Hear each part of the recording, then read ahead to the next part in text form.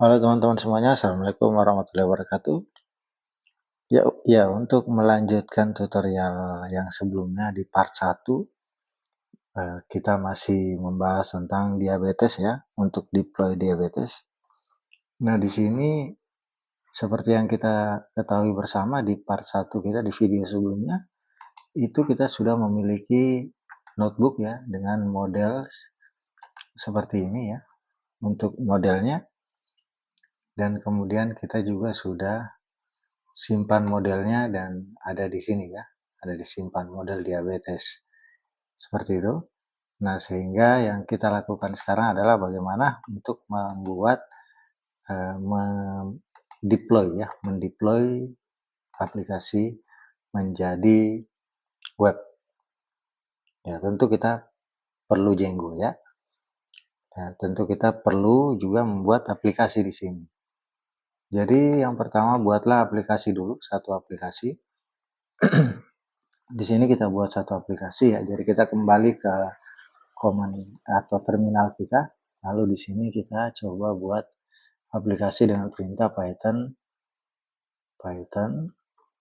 ya, Python 3 boleh, Python saja boleh, manage start app. Nah, start app, nama app-nya adalah diabetes app. Kita jalankan, oke, dan seharusnya dia sudah ada di folder sini ya, sudah ada di folder sini. Ini dia diabetes app. Nah, selanjutnya ini kita close dulu ya. Sekarang kita lihat ada ini ya, ada file yang sudah disiapkan di Django. Di sini tentu kita perlu buat dulu yang pertama adalah file yang belum ada, yaitu URLs ya. Jadi kita perlu urls.py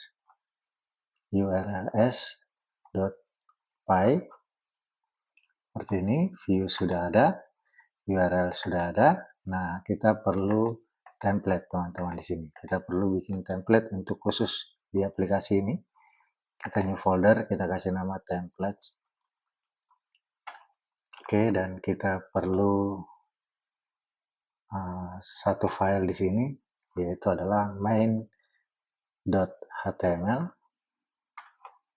Ya, kita jalankan. Kita tulis di sini H1 Django diabetes application. Oke, ya, sudah siap. Nah, sudah selesai, maka sekarang kita coba, ingat di setting di dalam sini, di diabetes ini ya, yang diabetesnya, yang utama, project utama ada setting. Jangan lupa di sini harusnya didaftarkan project kita, aplikasi kita, yaitu namanya adalah diabetes app tadi ya, didaftarkan di sini. Kemudian di sini template ya, templates. Nah, sehingga file template, kalau kita sudah daftarkan di sini, sehingga file template yang berada di dalam aplikasi kita itu bisa diakses juga ya. Nah, diabetes app. Jadi template yang ini akan diakses gitu ya. Kita tutup yang ini, kita fokusnya di aplikasi. Nah, di sini sudah seperti ini. Kita coba melakukan views-nya ya. Kita bikin views di sini, yaitu function def. Kita kasih nama index, kemudian request ya. Kemudian di sini return render.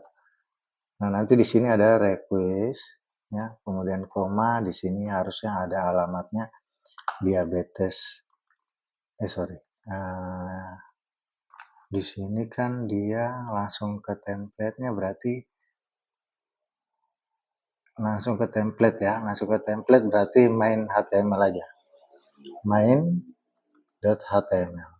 Nah, kecuali di dalam template ini ada folder lagi dan di dalamnya ada ini gitu. Tapi kalau tidak ada berarti langsung main HTML. Nanti akan dicari main HTML ini, akan dicari yang ada di dalam aplikasi ini. Gitu ya. Nah, selanjutnya kita masuk ke URL-nya. URL-nya kita from dulu, from django.urls import path ya, path. Kemudian nanti di sini URL patterns list ya, path. Ketika diakses lokal host yang home ya, maka akan mengambil views-nya. Berarti di sini kita harus import views dulu. From titik import views. Seperti ini kita tulis di sini views ya, views dot index ya, namanya functionnya index tadi. Oke, kita di sini save. Kemudian agar bisa diakses di lokal sini, kita URL-nya itu kita harus, ini kita hapus dulu, kita harus import di sini. Path kosong seperti ini. Di sini harus ada include ya teman-teman ya. Nah, yang sudah belajar Django pasti paham. Include di channel ini ada berkaitan dengan Django, silakan dipelajari. Ada playlistnya Django ya. Nah, kemudian di sini adalah nama aplikasinya. Nama aplikasi kita itu adalah diabetes ya, diabetes app URL-nya. Nah, jadi kita ngambil URL-nya aplikasi kita. Nah, kira-kira sudah seperti ini. Kalau sudah seperti ini, kita bisa langsung coba mengakses dulu ya. Akses dulu apakah sudah bisa ya. Kita lihat dulu ya, main URL-nya itu view index. Dia minta view index, nanti di views akan dikembalikan main HTML. Ya, sepertinya sudah cukup. Kita close dulu semuanya. Kemudian kita save, kita coba runningkan servernya. Python 3 manage.py run server.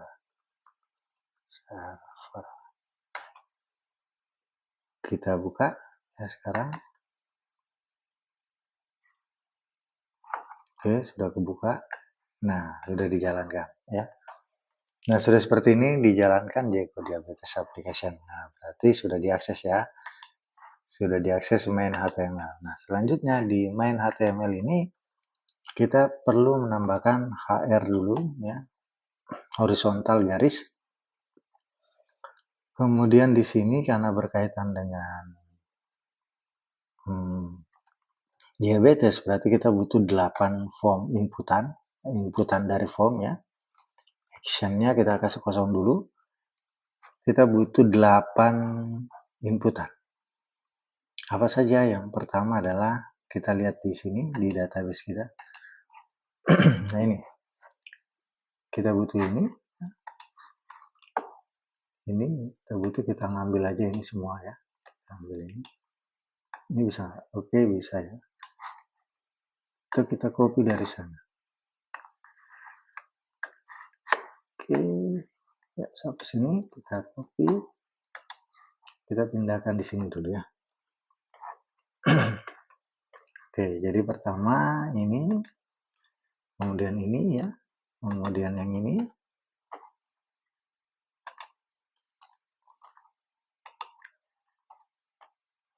susunnya seperti ini.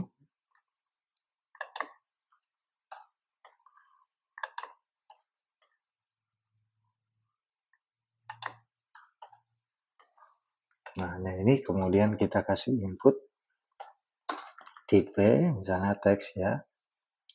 Name-nya, tentu name-nya yang ini juga ya. Harus ada name di setiap form ini, inputan ini, required. Ini tidak boleh kosong. Kemudian ada BR ya, pindah baris. Kita copy ini untuk setiap label ini. Ya, kita copy seperti ini. Kita paste di sini sampai di 8. ya. Nah, kemudian di sini ada input untuk tombolnya input tipe submit ya. Oke, seperti ini. Nah, jangan lupa di sini namanya itu harus atau misalnya supaya tidak, ya tidak apa-apa ya, kita samakan aja glukos, kemudian ini ya di sini. Oke ya, kemudian yang ini kita samakan ya, insulin juga di sini, insulin. Oke, BMI ya,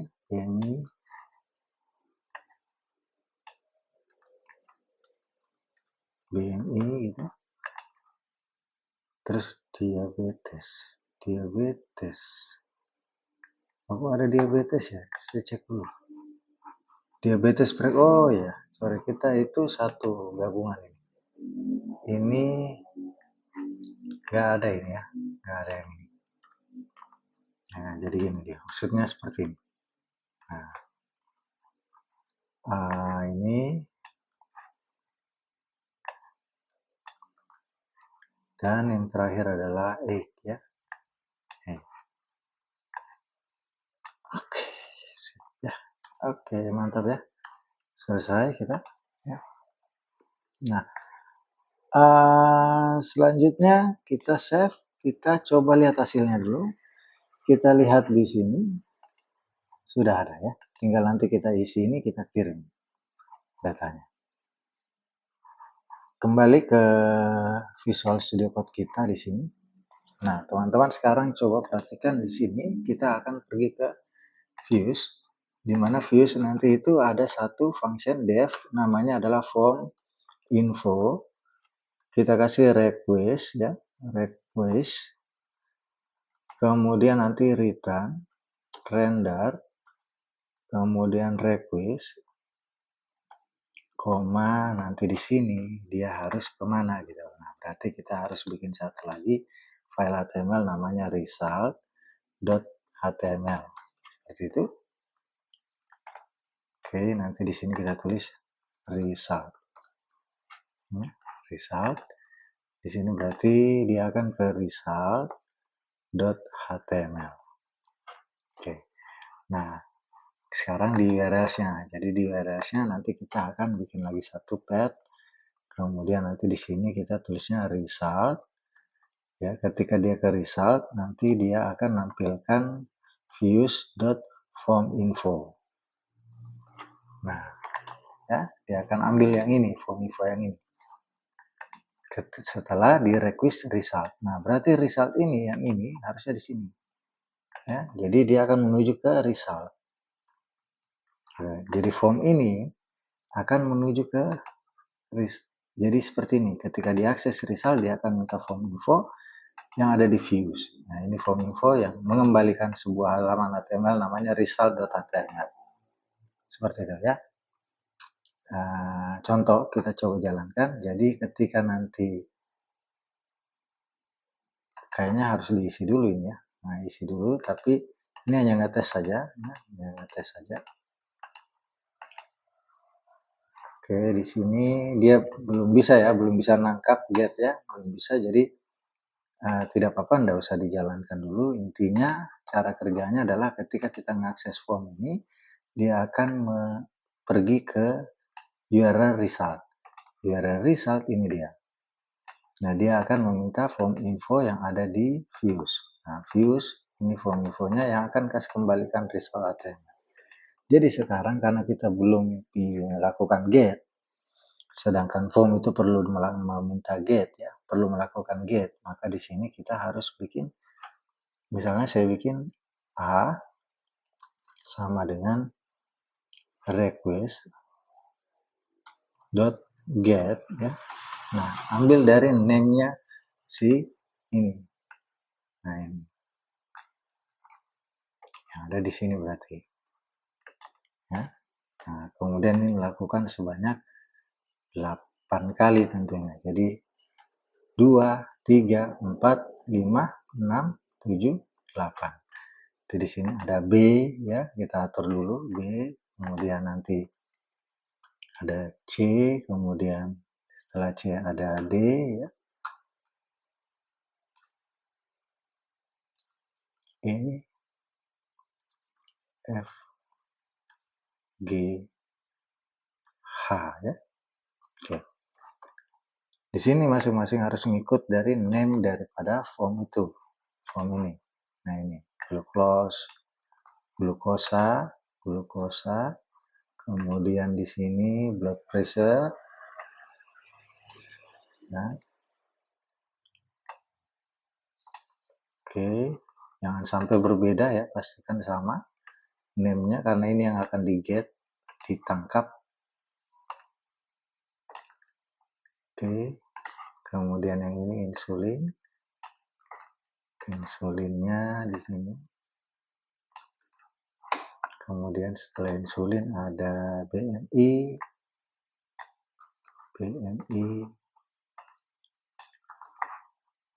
Nah, ini agak panjang namanya ya.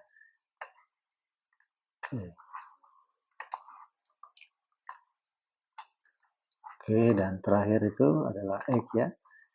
AG itu besar A-nya. Nah, sudah selesai. Nah, kalau sudah selesai seperti ini, maka selanjutnya adalah kita bisa lakukan form dulu di sini. Kita input dulu form job lead, import function load-nya. Kemudian di sini adalah model, model sama dengan load posisi file kita berada. Ada di simpan model ya, simpan model. Nama modelnya adalah, kita cek di sini, bagian bawah sini, model diabetes. Model underscore diabetes. Model underscore diabetes. Dot job lead ya. Nah, jangan salah. Dot job lead.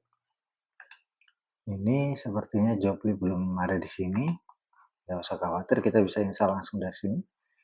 Terminal, new terminal, kemudian kita bisa tuliskan pip install scikit-learn.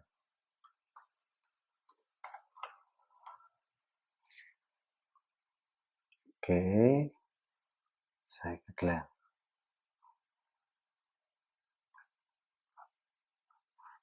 Udah selesai belum ya? Belum selesai teman-teman. Proses instalasinya belum selesai, bisa dilihat di sini belum selesai. Nah, belum selesai sama sekali. Nanti dia install juga dengan job lead-nya ketika kita install scikit-learn. Sehingga kalau sudah selesai, harusnya nanti job lead-nya tidak ada masalah, sudah berhasil, sudah terdeteksi seperti ini. Job lead-nya sudah ada, sudah terdeteksi, maka kita sudah selesai, kita close saja, kita hapus saja. Nah, jadi sekarang sudah, kemudian di sini yang kita lakukan adalah melakukan yang ini, prediksi. Ypred sama dengan model.predict. Nah, di dalam .predict ini ada semua itu. Ada A, B, C, D, E, ya, F, G, H. Nah, setelah ini kita bisa lakukan print Ypred.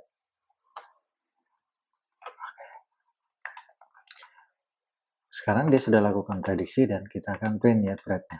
Kita lihat dulu, kita jalankan dulu ya. Di sini aplikasi kita perbesar. Oke, ada yang error di situ.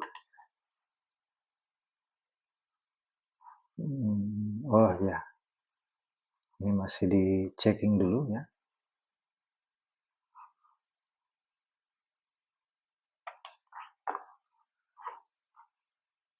Views tadi soalnya berubah tadi, views yang ini ya, kita harus kayaknya matikan ulang. Ini juga modul error, modul job lead. Padahal kita sudah install, berarti kita harus restart ulang nih harusnya. Ya. Oke, kita coba jalankan ulang.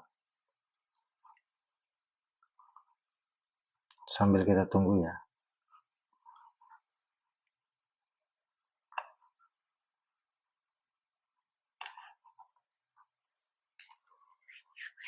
Ditunggu dulu teman-teman semuanya.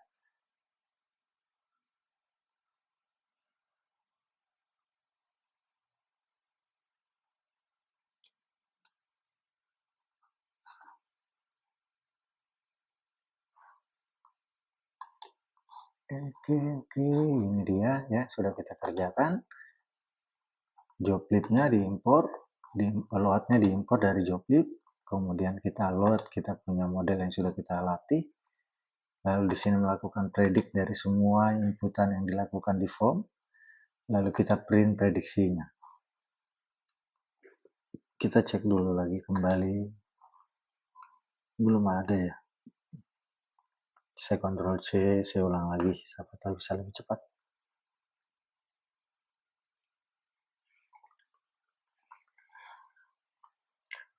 Kok lama banget ya.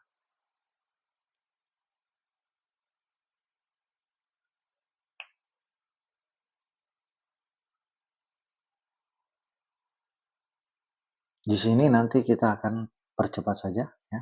Oke, kita potong saja nanti. Ini dia.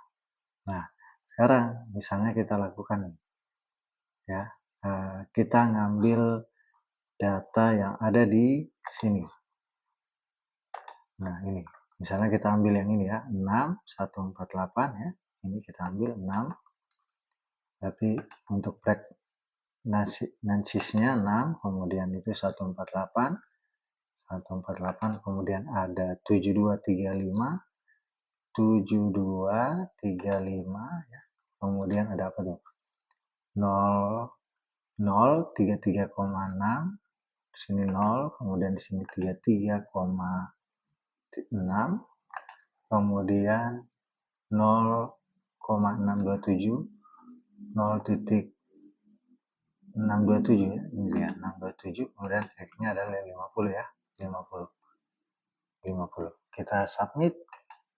Nah, dia sudah ke result, dan karena kita print berarti kita bisa lihat dari sini. Nah, ini. Ya, dia prediksinya angka 1. Ya, angka 1 ini kelihatan ya, 1. Apakah bisa dilihat ya, angka 1 ini? Ini dia. Ya, angka 1 berarti 1 itu terdampak diabetes. Nah, kalau kita lihat dari sini, dia juga prediksinya 1, teman-teman. Ini outcome-nya, 1, 0, 1, 0, 1, 0. Nah, ini dia 1. Berarti sama ya, sesuai ya. Nah, sekarang kita buatnya secara ini. Kita cross dulu, kita tulisnya, kita bikin di sini if ya. Jadi ini kita tidak perlu lagi, kita perlunya di sini if y-pred ya 0 sama dengan 1, maka y-pred-nya itu isinya adalah pasien terdampak diabetes. Kemudian else y-pred seperti ini ya, y-pred, atau kalau mau pakai elif juga boleh ya, elif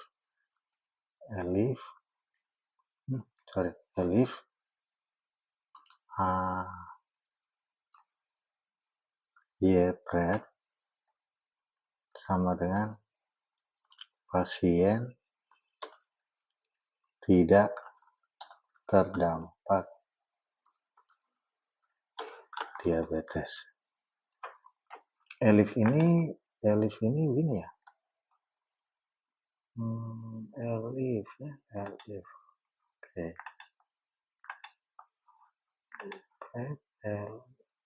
Else if ya, if lagi. Oh sorry, di sini harusnya gini teman-teman. Kalau pakai if berarti kita harus ada juga sih. Ya pred itu ya 0 sama dengan 0 gitu. Nah, ini baru bisa pakai if. Kalau else ya langsung ini aja. Nah, sekarang di sini kita bisa kirim nih, yaitu sebuah variabel yang namanya prediction yang key-nya value-nya adalah YPRED, ya kan? Value-nya adalah YPRED. Sehingga nanti yang bisa kita akses dari result adalah yang ini. Berarti nanti di sini di result itu kita bisa tulisnya di sini H1 hasil titik 2, kemudian kita akses prediction.